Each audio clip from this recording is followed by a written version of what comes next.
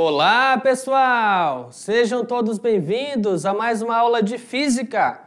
Eu sou o professor Maico Maciel e essa é a nossa aula de número 33.2, aquela aula de revisão dos conceitos, dos conteúdos, para reforçar o seu entendimento dos conceitos e conteúdos da aula passada, tá? E aí, quais foram esses conceitos trabalhados? Falávamos sobre trabalho, tá? Tá lembrando do trabalho, né? O trabalho que deu, né? Aqui, ó. Qual que era o assunto? Trabalho. Então, assim, trabalho no dia a dia, né? Você usa essa palavra, né, em situações cotidianas, como você pensar que algo foi muito cansativo, então deu trabalho. Foi muito complexo, então deu trabalho. Mas esse entendimento da palavra trabalho do dia a dia, ele de fato não tem relação com a definição física de trabalho, tá? Então, na física, trabalho vai relacionar o quê? Uma força aplicada a um corpo ou um conjunto de forças aplicada a um corpo que tem a capacidade de desenvolver nele um determinado deslocamento. Então, é uma relação de força e deslocamento no corpo.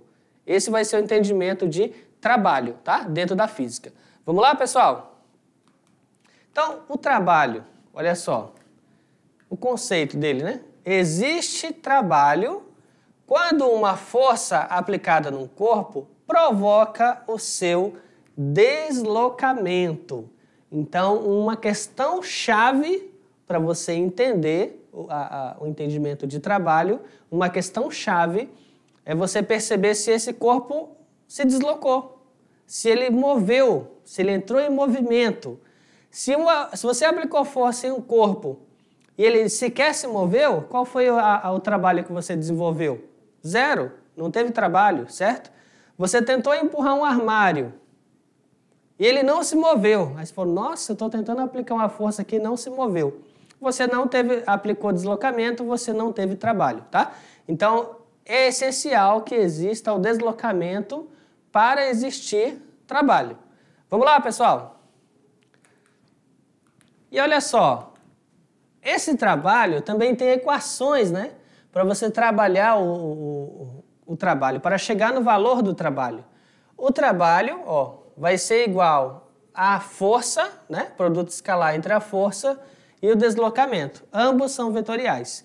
Nessa equação aqui, onde eu tenho trabalho igual módulo da força vezes módulo do deslocamento, eu estou me referindo a uma situação onde a força e o deslocamento são paralelos, tá? Então, força paralela ao deslocamento. Então, nesse caso é fácil. É simplesmente multiplicar a força pelo deslocamento. Ah, professor, entendi. Que eles são paralelos, né? Se são paralelos, o ângulo é quanto? 0 graus. Cosseno de 0 graus é quanto? É 1. Então, a equação ficou curta, né? Ela ficou bem enxuta. Cosseno de 0 graus é igual a 1. Logo, o trabalho, nessa condição de paralelismo entre força e deslocamento, vai ser simplesmente a multiplicação de um pelo outro, ok? Vamos lá. Aí existe uma expressão um pouco mais complexa, né? Uma segunda equação um pouco mais complexa do trabalho, que vai ser essa aqui, ó. Trabalho é igual a força vezes o deslocamento vezes o cosseno do ângulo formado entre a força e o deslocamento. Aí você falou, professor, a equação cresceu aqui, né? Apareceu um termo a mais aqui, né? Exatamente, apareceu o cosseno do ângulo formado entre a força e o deslocamento. Aí quando que tu vai utilizar essa equação? E quando que tu vai utilizar essa equação, né? Qual que vai ser o fator? Ou aqui o fator? Nesse caso, força e deslocamento formam um ângulo, entre si. E esse ângulo não é zero. Não é zero, não são paralelos, exatamente. Eles formam um ângulo que não é zero. Se não é zero, vai ser o quê? Qualquer outro ângulo que não seja zero. 30 graus, 45, 60, 90, 180, ok? Então, existe uma infinidade de ângulos que vai caber aqui, ok? E aí, quando isso acontecer, você vai utilizar a segunda equação para o cálculo do trabalho. Então, vamos lá, pessoal? Então, assim, a primeira equação, ela é uma consequência da segunda, tá? Ela nasceu da segunda equação, simplesmente no caso onde o ângulo de inclinação é de 0 graus. E olha só, a unidade do trabalho, né? O trabalho é uma grandeza escalar, tá? Lembre-se que o trabalho ele é escalar. Se ele é escalar, significa que ele pode ser definido simplesmente com um número, né? Seguido de uma unidade.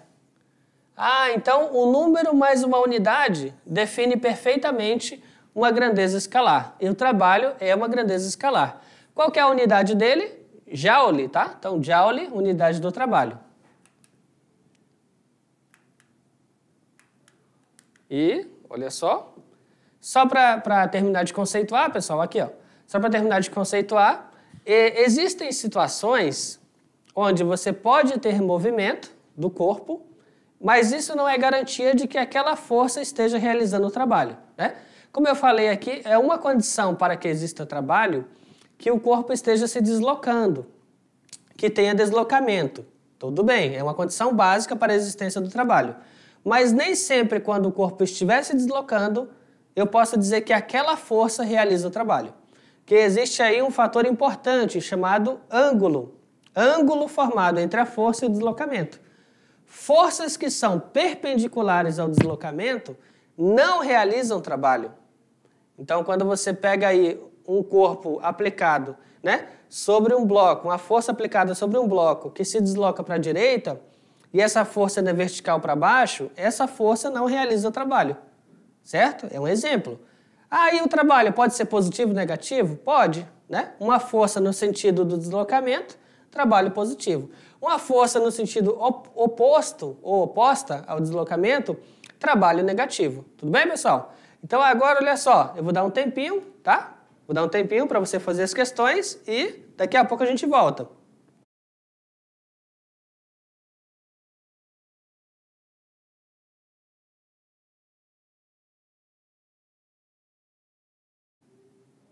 Opa, acabou o tempo. Então agora, pessoal, olha só, você deve ter tentado, acredito que tentou, e vamos corrigir as questões aí no passo a passo para saber se você acertou.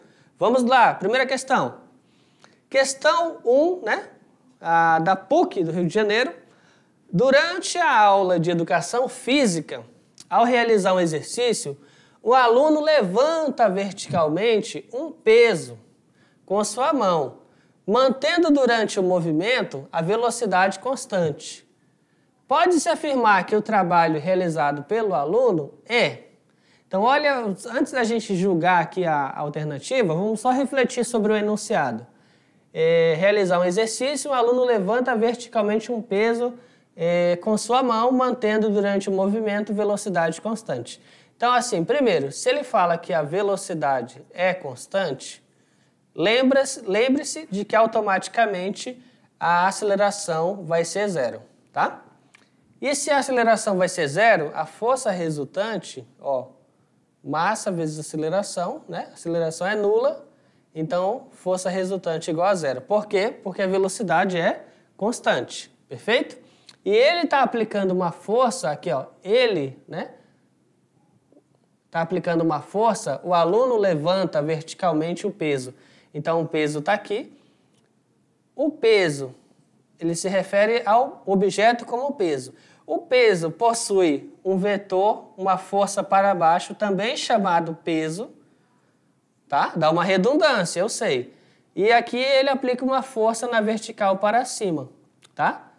O garoto, aqui está a mão dele.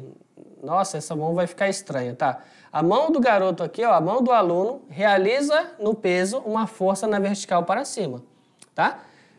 O enunciado, se você não prestar atenção, pode te gerar uma pequena confusão aqui, ó. O objeto que ele segura, né? A gente fala, é um peso, vou segurar um peso, ok. Mas esse objeto que a questão chama de peso, também possui naturalmente uma força na vertical para baixo, chamado força-peso, tá? Ele, para poder subir esse peso, o objeto, peso, para subir esse peso, ele aplica uma força, tá? E ele consegue subir, ó, com velocidade constante. Ah, interessante, professor. Certo? Então, aplicou uma força e a questão está falando o quê? Pode-se afirmar que o trabalho realizado pelo aluno. Pelo aluno. Professor, por que toda essa ênfase? É porque, se você não prestar atenção, você se confunde. Nessa situação, existe o trabalho realizado pelo peso e existe o trabalho realizado pela força F. Como a questão fala, pode-se afirmar que o trabalho realizado pelo aluno, ele está se referindo, então, pessoal, ao trabalho realizado pela força F. Ok? Vamos lá, pessoal. Então, atenção, né? Tudo está nos detalhes. Atenção aos detalhes. Vamos seguindo. Letra A, aqui, né? Pode-se afirmar que o trabalho realizado pelo aluno é positivo, pois a força exercida pelo aluno atua na mesma direção e sentido oposto ao do movimento do peso. E tá certo isso? Letra B. É um trabalho positivo, pois a força exercida pelo aluno atua na mesma direção e sentido do movimento do peso. E aí, tá certo isso? Letra C. 0, uma vez que o movimento tem velocidade constante. Tá certo isso? Negativo, negativo, pois a força exercida pelo aluno atua na mesma direção e sentido oposto ao do movimento do peso. E negativo, pois a força exercida pelo aluno atua na mesma direção e sentido do movimento do peso. Deve-se analisar com cuidado aqui, né? Então vamos lá. Peso, mão da pessoa, tá? Na mão da pessoa, ele aplica uma força na vertical para cima. Esse peso tem um vetor força-peso também, na vertical para baixo. E a questão fala que ele está subindo o objeto, tá? Puxando para cima. Então, o vetor deslocamento está para cima, tá? O vetor deslocamento está para cima. Ele está subindo o peso. E a força que ele está aplicando também está na vertical para cima. E aí, qual é a alternativa que encaixa nisso aí? Aqui, será um trabalho positivo, pois a força exercida pelo aluno atua na mesma direção e sentido do movimento do peso. Então se ele é levado para cima e ele está aplicando uma força para cima, esse trabalho, vai ser positivo, tá? Vamos lá, pessoal? Então, cuidado, tá? Por que não vai ser as demais? Ele se refere ao trabalho, né, realizado pelo aluno, então pela força que ele está executando. Não é o trabalho realizado pela força-peso, por exemplo, não é o trabalho total, né? Se fosse o trabalho realizado pela força-peso, seria um trabalho negativo. Se ele perguntasse sobre o trabalho total, seria o quê? Aí eu teria que considerar o trabalho da força-peso, o trabalho da força F, somar os dois trabalhos para ter o trabalho total. Mas aqui, tudo está nos detalhes, o trabalho realizado pelo aluno. Então, da força F, tá? Considerando aí as equações, vamos ter o quê? Letra B, trabalho positivo, pois a força exercida pelo aluno atua na mesma direção e sentido do movimento, ok? Então, vamos lá, questão 2, da UEMG. Uma pessoa arrasta uma caixa sobre uma superfície sem atrito, né? De duas maneiras distintas, conforme mostram as figuras, figura A e figura B. Nas duas situações, o módulo da força exercida pela pessoa é igual e mantém-se constante ao longo de um mesmo deslocamento. Só que a diferença é assim, na primeira figura, a pessoa está executando uma força inclinada. Tá vendo o jeito que esse cara está empurrando a caixa aqui, Ele tá empurrando inclinado, né? Aqui, Ele empurra inclinado. Então dá para ver que a força está na diagonal descendente, né? Tá para baixo, numa diagonal descendente, uma diagonal descendo. E na segunda figura? Na segunda figura ele já está empurrando essa caixa na horizontal para a direita. Então isso aí muda tudo, né? Mas a questão deixa claro que o módulo da força, tanto aqui quanto aqui, o módulo da força é igual. O que está mudando? O módulo é igual. O que está mudando? A direção e o sentido está mudando. Concorda comigo que essa força aqui, que está inclinada, somente uma componente dela, uma parte dela, uma componente dela de fato vai contribuir para o deslocamento? Não, ela não contribui integralmente para o deslocamento. Por quê? Porque ela está inclinada. E essa força que está na horizontal, entende que ela contribui 100% para o deslocamento? Né? O deslocamento é para a direita, ela está para a direita na horizontal. Ela contribui 100%. Ok? Então aqui tudo, o detalhe, pessoal, está no ângulo formado entre ele quer empurrar aqui para a direita. Ah, mas a força não está para a direita. Existe um ângulo de inclinação, ok? Então vamos lá, pessoal. Vamos nessa. Então, considerando a força F, né, é correto afirmar que, letra A, o trabalho realizado em A é igual ao trabalho realizado em B? E aí, pessoal, faz sentido isso aí? Jamais, né? Não tem como ser igual, né? Não tem como ser igual, porque uma força está inclinada, vamos voltar aqui. Essa força que está inclinada, ó, aqui é o vetor deslocamento e aqui é a força F, ó. Entre eles, está vendo que tem um ângulo θ aqui, né? E aqui, ó, é o vetor deslocamento. E aí a força F. Qual que é o ângulo entre eles? Qual que é o ângulo entre eles? 0 graus. E aqui o ângulo é diferente de 0. Então, não tem como ser igual, tá? Não tem como ser igual. Vamos lá. O trabalho realizado é o quê? É positivo, tá? Porque está no sentido do deslocamento. O componente da Fx atua no sentido do deslocamento. Então, por isso que ele é positivo. A força está favorecendo o deslocamento. Sim, ele tem componentes que favorecem o deslocamento. Quando a força é paralela ao deslocamento, ou seja, quando o vetor deslocamento e a força formam um ângulo de 0 graus, você vai ter essa equação aqui. O cosseno de 0 graus é igual a 1. E aí você vai ter o quê? A força multiplicada pelo deslocamento. Ou seja, tu vai ter um valor máximo, tá? De trabalho. Aqui, você vai ter um valor máximo de trabalho. Por quê? Porque o ângulo é de 0 graus. Então, o trabalho é máximo.